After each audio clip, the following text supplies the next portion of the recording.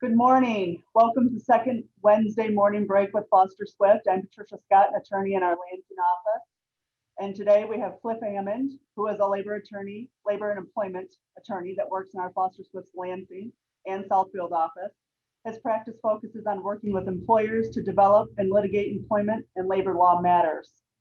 This morning, he's going to talk to us about returning to work, issues employers need to know post-COVID, particularly in the office setting area. And because this is kind of a lot of information to cover, we're going to get right at it. So welcome, Cliff. Thanks for coming back. Yep, thank you. Thank you for having me. First question for you this morning is, are employees required to report to work now that the feasibility requirement for in-person work has been removed by MIOSHA? Yeah, get them on down to work. It's time to get to work, people. Get off the couch, get out of your pajamas and get to work. Now, that's if you want them to, right? So every employer has the right to determine, how they want to have people come back to work. So if you don't want people to come back to work, or you want to slowly bring people back, that's well within your rights as an employer. A lot of places are saying, you know what, I'm not quite ready yet. I want to make sure everybody's comfortable. I want to make sure we take our time just the right way. We know that people have end of school years, so there are some parents that are trying to juggle those responsibilities. So we want to, as an employer, make sure that everybody knows what the expectations are of their employees. So for instance, let's just say you have a certain group that you need back to work that you didn't have back to work. You can bring them in first. You could have other groups that are doing just fine at home or remote or whatever they're doing, and that's fine too. You can come up with a hybrid system. Come in 2 days a week, stay home 3 days a week. Basically what happened when this new rule came out is it said you're not required to make people work from home. So that's all. So yes, you can bring them in. Yes, you can require them, but there's still going to be some exceptions. And the exceptions are going to be someone says, I can't come into work for, let's just say, a reason. I don't want to come in. I just want to stay at home. Why can't I just stay at home? Well, you got to deal with that person. Now, here's what I tell everybody. If a medical reason, then you need to go through the normal ADA accommodation. So in other words, ask them for reasons why, go back and forth, find out if there's a medical condition that would prohibit them from coming to work. Is there any accommodation you could have? Maybe they can only come in for a few hours a day because of their medical condition. Maybe they have some sort of issue that's going on because of a vaccination ill effect, right? They've got some kind of effect that happened. Maybe they got some kind of immunocompromised disease. Maybe they just simply say, I don't want to come back to work because I would like to take advantage of our leave policy or our flexible work schedule policy we have in our handbook. So you address those on an individual basis. But at the end of the day, it comes down to it's back to business as usual. Those type of requests are nothing different than we had before that requirement. So the answer is yes, but you still may have to give some accommodations for people. Okay. So in that regard, what specific requirements, COVID rules, if you will, are still in force at this point? Well, the good news is there's not a lot. We pretty much gutted all these rules. They were pretty much taken care of. You talk about a change. This was probably the most dramatic change since the lockdown last spring. I mean, this was monumentally different than what everybody thought. Just a couple of weeks ago, people were saying, oh, we're going to have masks on forever. We're going to have remote work potentially be the way we do business in Michigan for the foreseeable future, maybe permanently. Now, what we've got is really simple. You got to make sure you screen people when they come in, right? Make sure they don't have symptoms. You got to have protocols and a plan in place. You've already got a plan in place. You got to train people on PPE. You train them on who's in charge. Oh my God. Before. Not that bad. I don't know who said that, but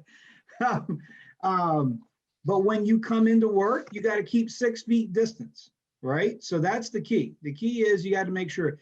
So looking at these rules, we used to have office had one rule, different industries had their own separate rules on how they're going to test and how they're going to keep people away and face shields. That's all gone. And I would strongly recommend you go to the MIOSHA website Take a look, they've got the emergency rule in there and they tell you what you've got to do, but it's real simple. Once you get people in, once you screen them, once they come in, here's what you've got to do. You've got to keep them 6 feet away from each other. And when I mean 6 feet, I don't mean like at every second. And I'll go right to the rules themselves.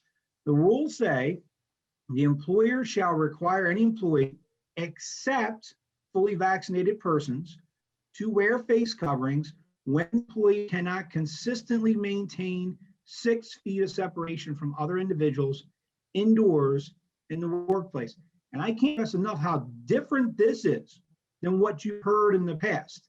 It used to be that when you walked down the hallway, when you went to the bathroom, you had to put your mask on. That's gone. Those rules are gone. This simply says that you got to keep people who are not vaccinated, all right, 6 feet away from others in the indoor workspace who cannot consistently maintain 6 feet away. So let's just say you go against somebody who's, within 6 feet, they come near you. That's okay, as long as it's not happening consistently, is what MIOSHA is saying. So as long as it's just an incidental 6 foot, distance, you still don't have to wear a mask, even if you're unvaccinated. In fact, another section in here actually says the following: the employer shall ensure that an employee, except fully vaccinated persons, remain at least 6 feet from another to the maximum extent feasible. So you do the best you can, right? You do the best under the rules. So you're trying to make sure that people stay, to the extent possible, stay away, and you got to wear a mask if you're unvaccinated, if you're within 6 feet, on an inconsistent basis. So if it's happening all the time. So if you don't have a vaccine, you can wander around your office, you can wander around the hallways, you can even, occasionally go in contact with or within 6 feet of somebody and still be in compliance with these rules. So we're pretty much back to where we were before, with the exception of you just don't want people mingling around without a mask if they're unvaccinated. If you're vaccinated, do whatever you want. You can be within 6 feet. You can, be in meetings. You could technically probably have a meeting with everybody without a mask on. Let's just say everybody's vaccinated. You could have a meeting with all vaccinated, with everybody elbow to elbow, if you had to, right? If you absolutely had to. You don't want to. The goal is to keep everybody 6 feet. You want to keep spacing. That's the rule. Everybody should try to. But if necessary, you could. If everybody's unvaccinated, take 6 feet or more space between everybody, keep your mask off. It's fine, even if you're unvaccinated. So completely different One change question of that how was, the workplace is supposed to be. Cliff, there was one question that was submitted that I thought was a really good one. And it's, if you have 2 vaccinated people that are not wearing masks and they're in a meeting, and you put somebody, or excuse me, 2 unvaccinated people, and you put a vaccinated person, let's say at the 3 feet mark, does that still force that those 2 unvaccinated people have to wear the mask? Does anybody have to be masked? Well, the unvaccinated person, if they're within 6 feet, should wear a mask. If they're going to be there for more than just an incidental period of time. If the person who's vaccinated is there, they don't have to wear a mask. They're fine. If you're vaccinated, fully vaccinated, you don't have to wear a mask. You're not required to wear a mask. You can make them, and that's the difference between this policy and the other one. It still gives you the right, and we can talk about that in a minute. You can still require it as an employer. In fact, a lot of employers are just saying, you know what, just mask up. So that's up to you. You can make harsher, more strict, more health conscious decisions with your policies than this. This is just the minimum. The minimum threshold that you can do is 3 people are in a room, they're within 3 feet of each other. You should spread them out if possible. That's what MIOSHA wants you to do. Spread them out if possible. Don't try to put everybody in close quarters. But when an unvaccinated person is in the center, unvaccinated person, you're going to have to put a mask on. Okay? Vaccinated person, continue to do what you're doing. It doesn't matter because you're fully vaccinated. Okay, and we've had a couple of questions that are similar in nature that all ask basically the same question: is can the employer ask their employees if they are vaccinated? That's the question of the day. So here's what MIOSHA has done. They basically put out a proposal and they said, look, we've got different rules for different people. If you're vaccinated or unvaccinated, whether you have to stay 6 feet apart, whether you can wear a mask or whether you can't wear a mask. And here's how you comply. You have 4 options essentially under MIOSHA to comply. The first one you can do is ask people for proof of vaccination and keep it, period. That's number one. So the number one way that MIOSHA would probably prefer is that you do ask people, have you been vaccinated? Do you have proof of vaccination? That's number one. People sometimes ask me, well, can I do that? Is that unlawful? Well, the EEOC has just updated its guidance, I think last week, or the Friday before. I think it was the Friday before we came back to work. They updated their guidance and they confirmed again, there's nothing prohibiting you from asking for a proof of vaccination. So you can ask that question, number one, have you been vaccinated? Don't go all over the place. And number two, you can ask for proof of vaccination. All right, so you can do that. And MIOSHA says that's one of the ways you can comply with your requirements. The second way you can do that is you could simply put up a sign, which you've got to put up a sign anyway, but put up a sign and say, all those individuals and contractors and visitors who come in here must wear a mask unless they're fully vaccinated. And then you go by the honor code, essentially. You put up the mask, put up the sign, say you have to wear a mask unless you're fully vaccinated. And at that point in time, you assume if anybody's walking around without a mask, it's because of one of two reasons. They've been fully vaccinated, or number two, they're not within 6 feet, so it's okay because they're still within their parameters. So that's one way you could do it. Another thing that you can do under MIOSHA, which has really no bearing on this discussion, is you could just send them home, right, and have them work remotely, like we've done before. If you're unvaccinated, you can have the person work remotely, or have everybody work remotely, quite frankly. And the third thing you can do, or the fourth thing, by the way, you could do is you could do some other type of accommodation for these guys. You can require everybody to have a face covering at all times. You still could require every employee to wear a face covering at all times. I mean, that's something that you could do. And that's an option that's, kind of, we don't want to be the mask police. We don't want to be the vaccine police, but I caution everybody. Asking someone if they've been vaccinated, that question alone is okay. Asking for proof of vaccination is in itself okay. Okay, that's it. But when somebody says no, and let me tell you about my medical history, that's a problem, because now all of a sudden you may be soliciting healthcare information from the person. So it's very important, if you ask for proof of vaccination, that you keep that segregated like you would any other medical documentation. You don't want everybody in the world seeing it. All right, you don't want that to be something that you share because you want to protect that information.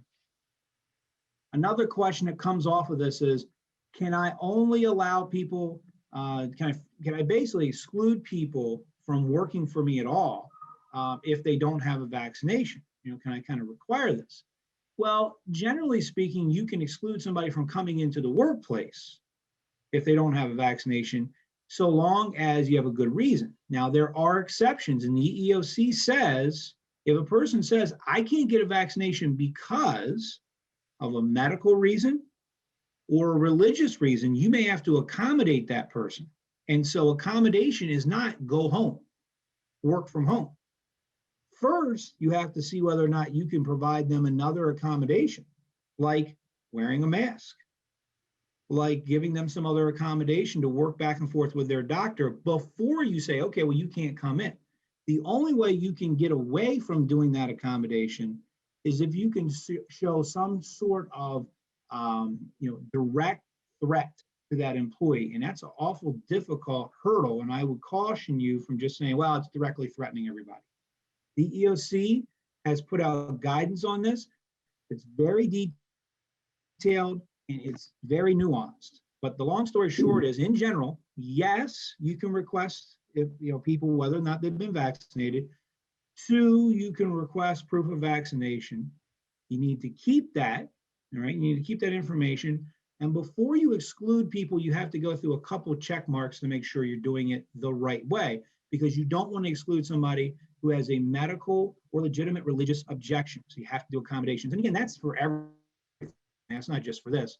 Another issue that's coming up right now is Can you fire somebody who doesn't get a vaccination? Well, let's talk about that. I mean, that's really where it gets down to. So let's just say somebody says, I'm not getting a vaccination for any reason. Let's just not say it's religion. Let's not say it's because of medical. Let's just say they say, I'm not getting it because I don't want to get it. I don't really trust it. It's still on it's not an approved drug. It's an emergency authorization drug. It's listed there. Even the military currently doesn't force people to get this. There's some litigation out there right now on whether or not you can force people to get this because of some of the technicalities of the rule, the FDA's rule. So when you make a termination decision based on this, there's a lot of factors you have to go through.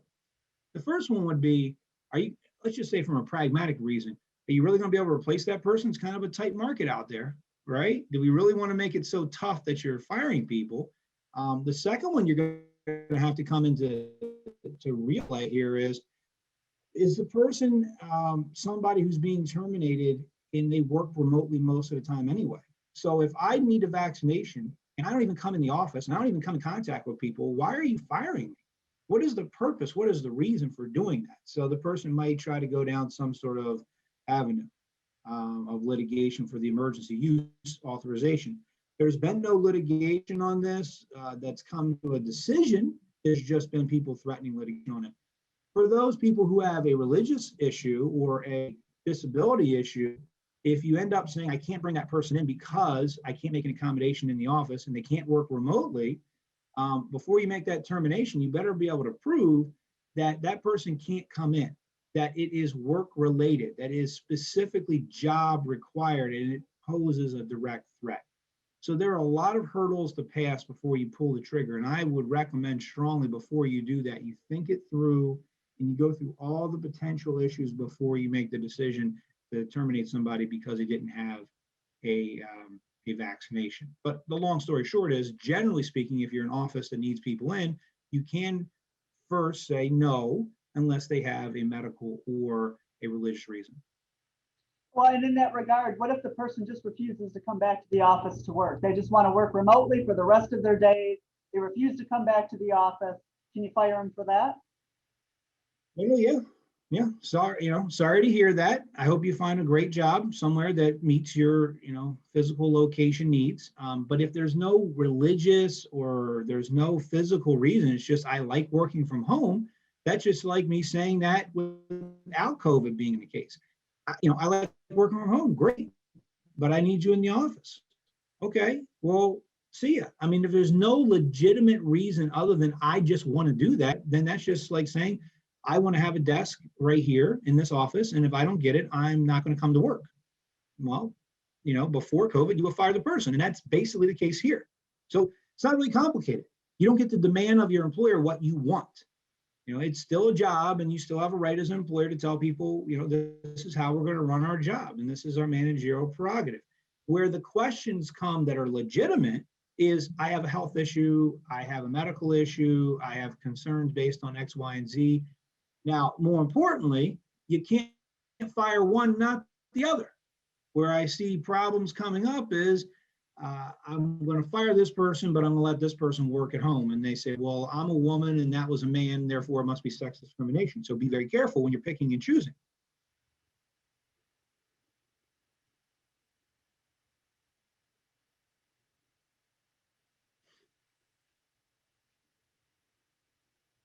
I think you froze on us there, Cliff.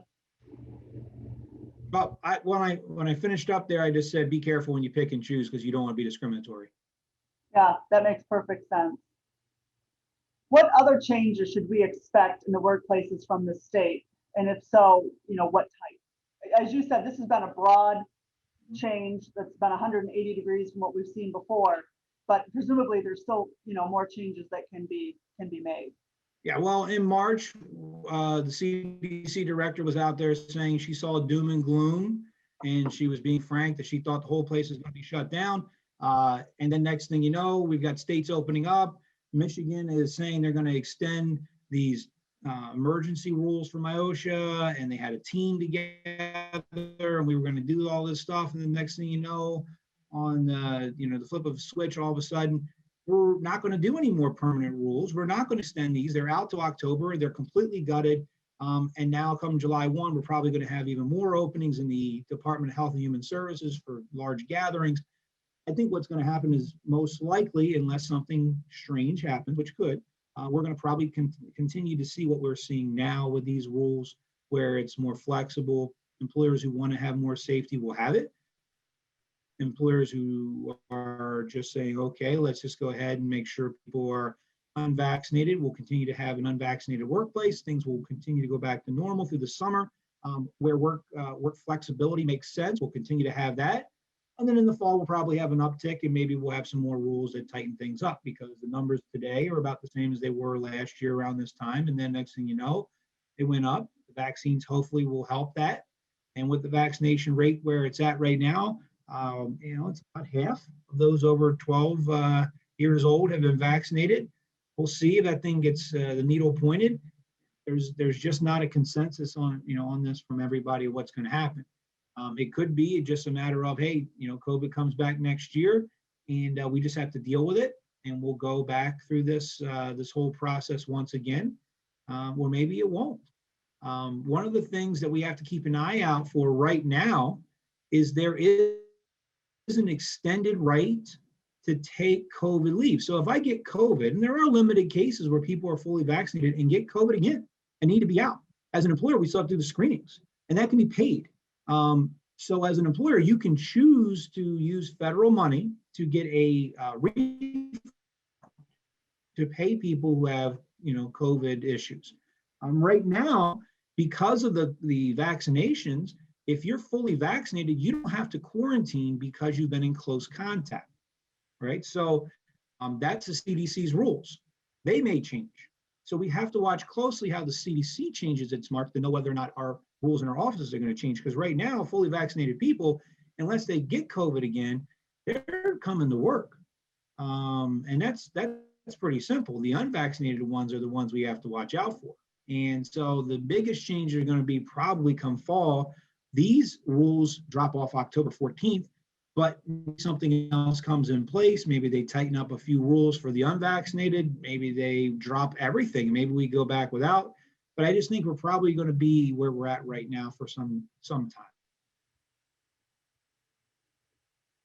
Okay, well, thank you very much for all that. That was a lot of information in 23 minutes. If any of you have questions that weren't answered, you can submit those to us and we'll get those answered. This was recorded, so you can also go back if you want to, if you missed something and you want to listen to it again, or if it was just one particular point. We thank you for attending today. And next month in July, because of the busyness, we are going to skip July and give all of you a reprieve, but we will be back on August 11th with an equally riveting topic that will be that we'll prepare for you. So with that, we thank you and have a good day.